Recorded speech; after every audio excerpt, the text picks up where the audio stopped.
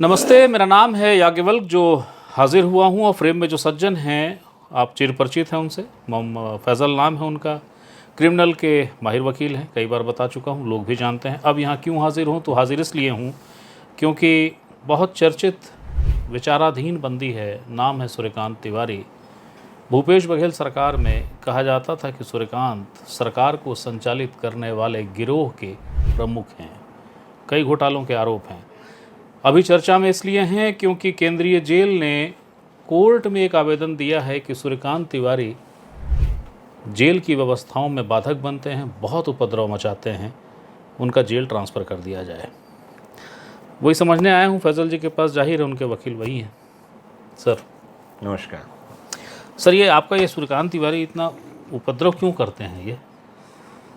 अब देखिए, उस व्यक्ति के खिलाफ पहले कोल ईडी था और वो जो कोल ईडी का केस जो बनाया था, प्रेडिकेट ऑफेंस जो था वो बेंगलोर का था।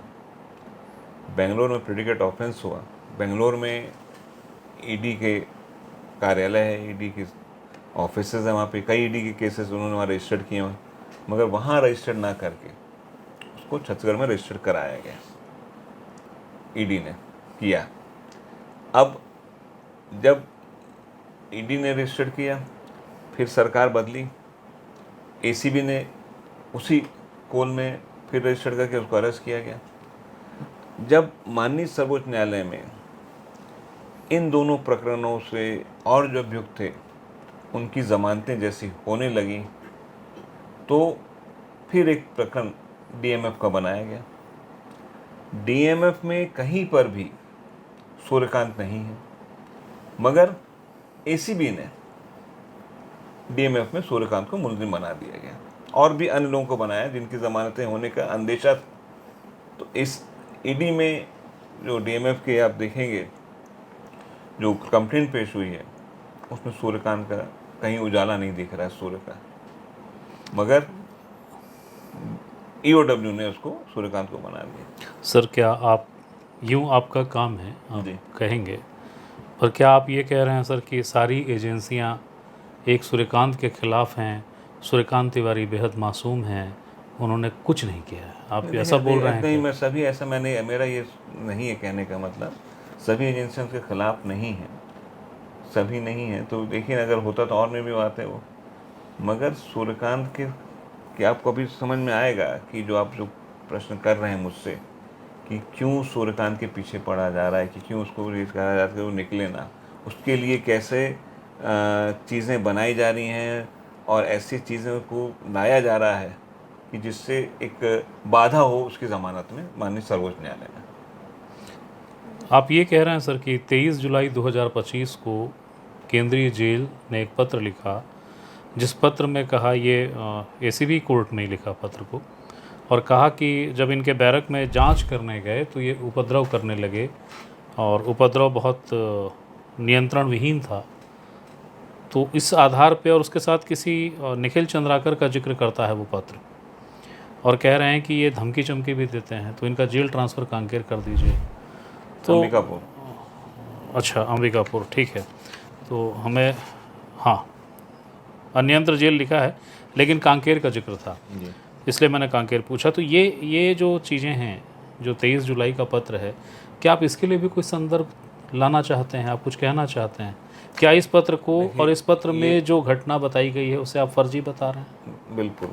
क्यों मैं बोल रहा हूँ, मैं आप देखेंगे उसको, जो पढ़ेंगे आप पूरे पत्र को, उसमें ये है कि 22 जुलाई को भी एक और जांच को वहाँ पे लोग गए हैं, और 22 जुलाई को जो वहाँ पे जांच हुई है और जो एलिगेशन लगा है, आप पढ़ेंगे कि वहाँ से अभद्र व्यवहार किया, मतलब एक उनको साथ जो है जो लोग गए थे जांच करने जी, उनके साथ उन्होंने दुर्व्यवहार किया, नॉट अभद्र व्यवहार, दुर्व्यवहार किया, अभद्रता, अमर्यादित व्यवहार हाँ। करते हुए तलाशी का विरोध आप ये बताइए, आप इमेजिन करिए, जेल में 10-15 अगर कोई अधिकारी किसी के जांच करने जाएंगे, किसी के बैरक में किसी कैदी की जांच करने जाएंगे, उसकी कोई ऐसी हिम्मत हो सकती है क्या? उसके बाद इस एप्लीकेशन आने के बाद मैं स्वयं जाके उससे मिला था, उससे पूछा क्या हुआ था। उसने बताया कि साहब मेरी जांच उन्होंने कर ली थी, मेरे पूरी जी। जांच कर ली थी। बाजू में के बैरक में ही लखमा जी थे। तो लखमा जी को जब उन्होंने जांच करी, जिस तरीके से जांच कर रहे थे, तो मैंने सिर्फ ये कहा कि 6 बार के विधायक हैं, वो व्यक्ति तम्बाकू बीड़ी कुछ नहीं लेता, तम्बाकू खाता ना कुछ करता है, उस व्यक्ति को कम से कम आप छोड़ दो, मेरे साथ जो करना है कर लीजिए। यही व्यवहार जो है उनको खराब लगा। अब इसमें क्या अभद्रता है, क्या दुर्व्यवहार है, आप समझिए। सर देखिए, एक शब्द होता है, जी। और फिर से आग्रह से कह रहा हूँ कि आप जानकार हैं, बेहतर हैं मुझसे, पर एक शब्द है, जंगल के अंदर मोर नाचा किसने देखा। जेल के अंदर ये आपका पक्षकार कह रहा है, जेल एक पत्र कोर्ट को दे रही है, अंततः सत्य तो जेल जो लिखेगा उसको मानेंगे ना सर, या आप बताना चाहते हैं कि नहीं हमारे पास कोई प्रमाण जेल के अंदर का भी है। देखिए, आप जो कह रहे हैं, इतवार के रोज़ 27 तारीख के रोज़ भी वहाँ पे उसकी जांच हुई है, उसकी वीडियोग्राफी भी करी गई। ऐसा बताया जा रहा है कि जो जांच करने गए थे जो अधिकारी, उन्होंने फिर उसकी जांच करी है, जाके तफ्तीश करी है, वहाँ पे जाके देखा है उसको, उसकी पूरी रिकॉर्डिंग की गई है। उस दिन कोई उपद्रव नहीं हुआ। अब अभी तक तो नहीं हुआ है, अब आ जाए तो बात अलग है। अभी तक तो एलिगेशन उसका नहीं आया है।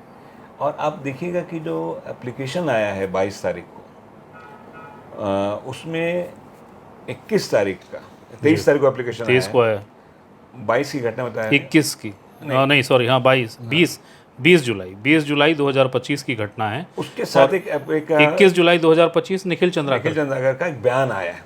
जी।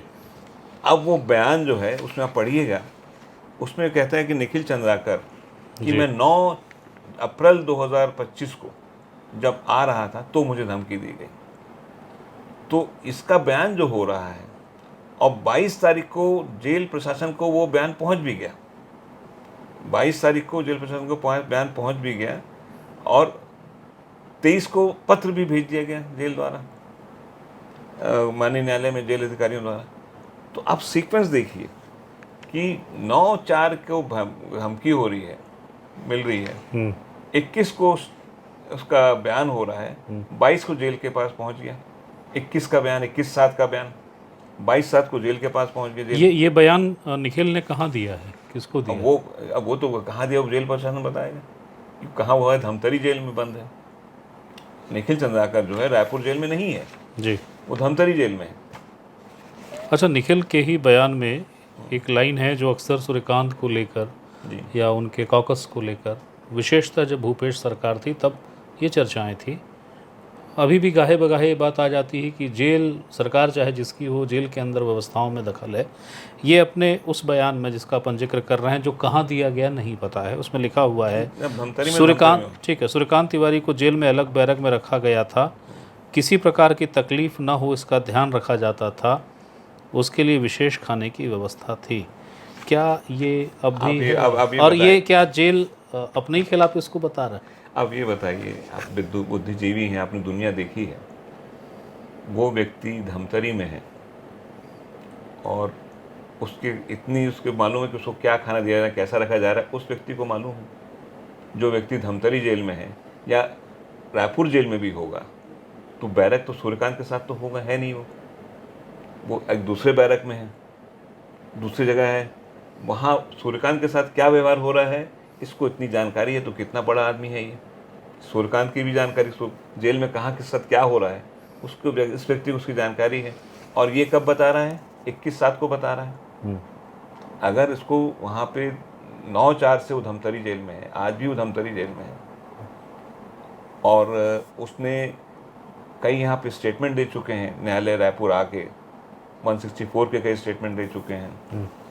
तो वो व्यक्ति, जो व्यक्ति 9/4 से धमतरी जेल में है, तब से तो सूर्यकांत उसके पास नहीं है, जेल भी अलग है, बयान दे रहा है 21/7 को। क्यों?